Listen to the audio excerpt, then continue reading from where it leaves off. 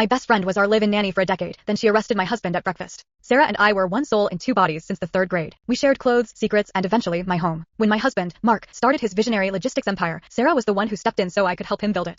She wasn't just the nanny, she was the sister I chose, the person who held my hand through 2 births and 1,000 corporate galas. She was the one piece of organic clutter I refused to prune, even when Mark complained that her presence was unprofessional for a family of our status.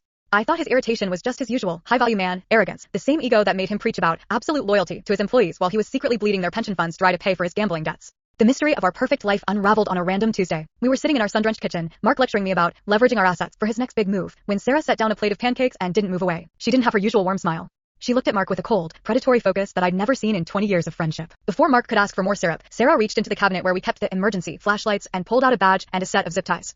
The familiar woman who had tucked my children into bed every night for a decade didn't just arrest him, she dismantled him. Mark, you've been under investigation by the SEC and the FBI for 3,000 days, she said, her voice sounding like a stranger's. And I've been in your house for every single one of them.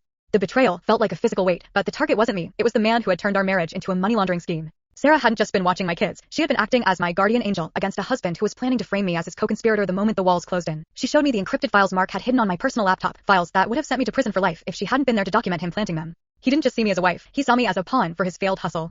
Mark screamed about loyalty as they led him out in front of the neighbors. He tried to claim Sarah had seduced him into the fraud, a desperate play to ruin her career and my reputation in one go. But Sarah just looked at him with the same pity she'd show a broken toy.